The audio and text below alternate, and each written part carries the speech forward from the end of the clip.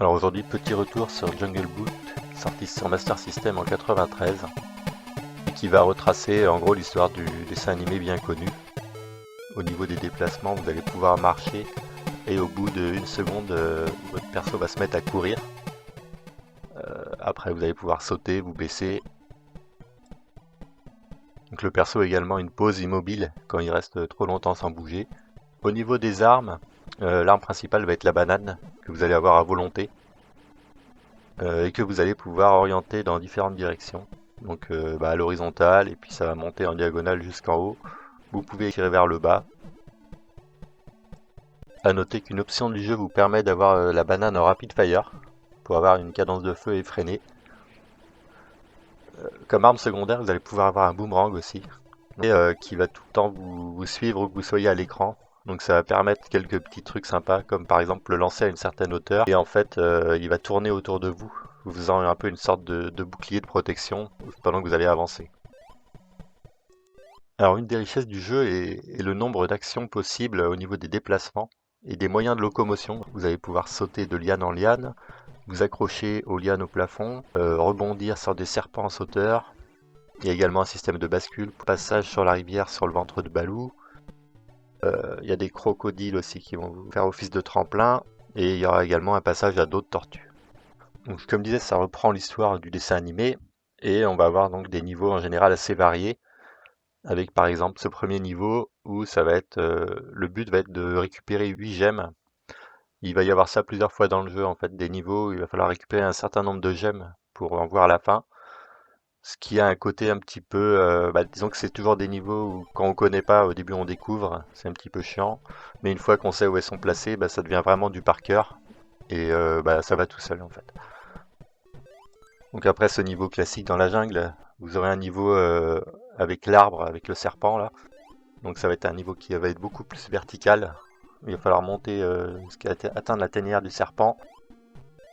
On va avoir autrement le niveau des ruines avec le singe, le roi singe à tuer là.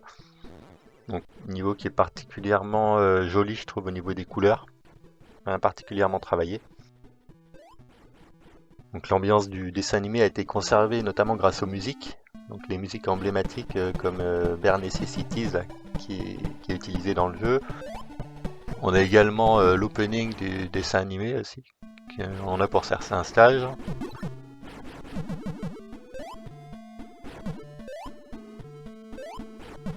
Et ils nous ont fait aussi une reprise reggae de Bare Necessities.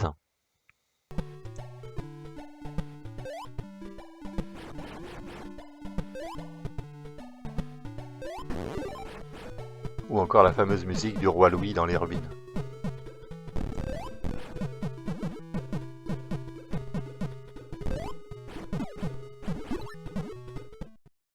Alors le jeu souffre quand même de quelques défauts, notamment au niveau du système de tir à la banane, puisque certes vous allez pouvoir tirer dans toutes les directions, mais ça va manquer de réactivité, puisque si vous voulez tirer vraiment au-dessus de vous à la verticale, il va falloir maintenir la position haut pendant une seconde.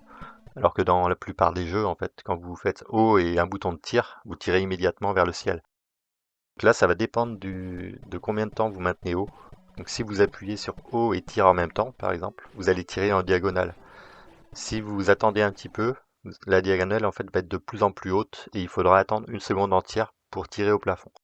Un autre défaut est l'absence de musique au niveau bonus de la patrouille des éléphants, qui est un petit peu étonnant, vu on a des musiques dans tous les autres niveaux, sachant que dans la bande son du jeu, il existait une musique qui n'a pas été utilisée.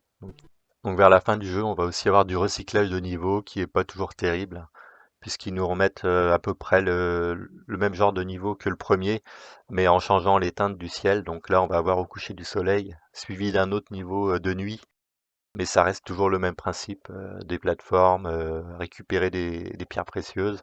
C'est vrai que ça fait un petit peu rengaine, surtout qu'ils nous en mettent deux à la suite. Ils auraient pu innover un petit peu.